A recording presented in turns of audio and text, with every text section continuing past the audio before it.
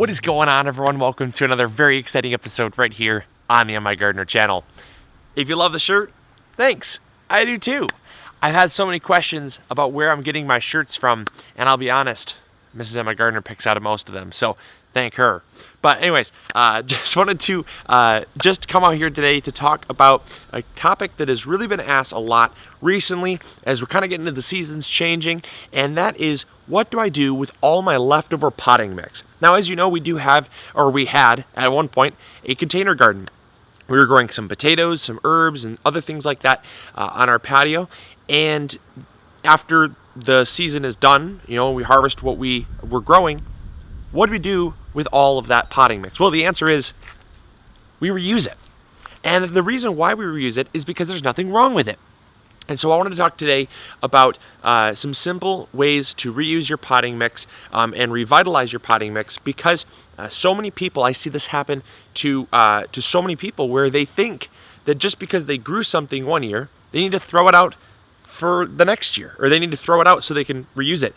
And in fact, I've actually gone up and down the street as people are beginning to get their gardens done for the year, and I see whole containers of soil just sitting out at the road. I want to prevent this because this is not only money being wasted, but it's also perfectly good soil that could be used to top off your beds and give more growable medium to your plants for next year. So let's talk about it. Let's start over here. This is our first way we reuse potting mix, which is just topping off our beds. So let's go check this out. So this bed was our onion bed. We grew a lot of stuff here, and we lost a little bit of soil, as you can see. Every year you lose about maybe 5-10% of your soil. The first year you'll lose probably close to 25%. It tends to drop a lot, and then over time it begins to kind of break down, compact a little bit, but you don't lose as much, maybe 5-10%, like I said. So basically what we did was we just threw our potting mix here on the top of this bed. As you can see, nothing wrong with it. We're just simply topping off our beds so that at the start of next year we have less compost to use, or less bagged soil that we have to use, or less compost we have to buy. Whatever source of growing medium we're going with next year, we have to use a lot less of it to top off our beds. And this is a great way to reuse your soil. Now the question always comes up, well, Luke, what about disease? What about issues that I had? Well, the fact of the matter is that if you're growing something in this bed that's different from what you grew in a container, let's say you had potato blight, or let's say you had tomatoes and you had tomato blight, whatever it might be. As long as you're not growing potatoes or tomatoes in this soil, theoretically it should be fine. And generally, more often than not, it's not the soil that's the culprit, because blight and powdery mildew are soil-borne funguses that happen naturally in any soil. In fact, there's so few soils out there that probably contain the powdery mildew and blight that you're more likely to come across it than you are not to. And so this is a natural occurrence that happens, and it's more a condition, or it's more a product of poor growing conditions or stress on the plant than it is due to the actual soil. But that being aside, we can talk about that for another video, which I think would be a good thing to talk about. But as long as you're not growing those crops here, let's say we want to grow lettuce or radishes or onions, those aren't in a Solanense family, meaning that any disease that affected, or even pests for that matter, that affected the Solanense family crops isn't going to be present, or isn't going to be a problem if I'm not growing those crops here. So just keep that in mind, that you can pretty much use it just like a system of crop rotation. You don't need to necessarily throw it out. It's perfectly good soil, and it has perfectly good growable properties still in it that aren't lost. This is really dry. It's been super dry. Nothing's growing in this bed right now, but we're going to get it ready for some fall crops pretty soon. But it still is retaining all of its properties that made it great in the first place. It's just lacking some nutrients, which can be fixed with a little bit of compost and a little bit of trifecta, and they'll be right back up and right in the game again. So that's the first way we reuse our potting mix. Now let's head over to the second way we reuse potting mix. So the second way we reuse our potting mix is by throwing it into our compost pile.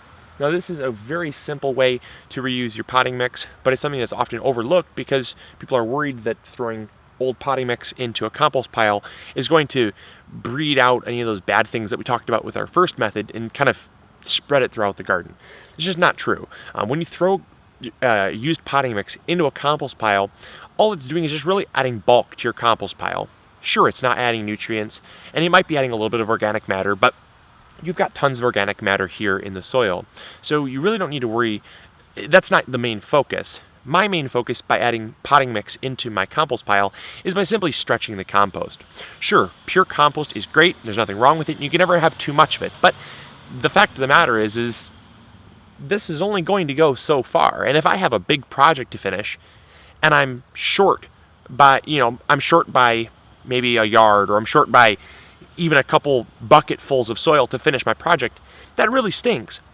Whereas when I mix it all in, I'm getting the added bulk of the potting mix, and it's simply just kind of stretching that compost, because even compost that's been diluted by, say, 25% with additional soil, it's still just as effective and just as potent as, say, 100%. You really don't increase in potency that much, say past about 75%. So you're fine by diluting it a little bit with that potting mix, and you're going to get all the benefits of just adding some bulk to it, so it stretches a little bit further. So, all right, on to the third way. That was the second way. On to the third way. It's kind of a no-brainer, our third way of using potting mix, but it's one that is again often overlooked, and just another way that we reuse it here on the homestead. So let's go check that out. So the third and final way that we reuse potting mix is by filling in holes, low spots, and around trees. There is nothing wrong with using potting mix for that purpose because, again, it's growing medium. And I think one of the worst things that happens in yards is oftentimes in areas where there's heavy traffic, or maybe there's water that's being poured off of a downspout that's broke or something. It digs out these huge trenches, and I see often people just leave them. And there's nothing more unsightly than a giant low spot, or even more dangerous for that matter, because I've rolled my ankle numerous times in low spots that are hidden by grass that's all flush that you just can't see. And simply a couple empty buckets of potting mix thrown on there will fix that all together, rake it flush, and then throw some grass seed on it, or heck, for that matter, just let the grass naturally just grow up through it. But it's going to fix it, and it's not going to be unsightly, and it's not going to be dangerous, but it's a great way to reuse your potting mix rather than throwing it out. I mean, I just have no idea why people are putting perfectly good soil out at the road. All it's doing is going to fill up a landfill, which makes an unsightly mountain, rather than filling in unsightly holes in their yards. So, we have plenty of unsightly holes. Trust me, we're constantly patching and fixing little spots and divots and stuff like that. But another thing we always do is around the base of our trees, we get these little cracks and crevices that form. And, whether or not it's necessary or not, we find ourselves fixing those because it's just, to me, it seems a little unsightly. So those little cracks and crevices there, sometimes will get kind of patched up, and that way we can have a little more flush and uniform soil around the base of our trees there. So just something that we do, and something that you can definitely use with your potting mix as well. So I hope you all enjoyed. I hope you learned something new from this episode. I really hope that you're not throwing out your potting mix, at least after this video.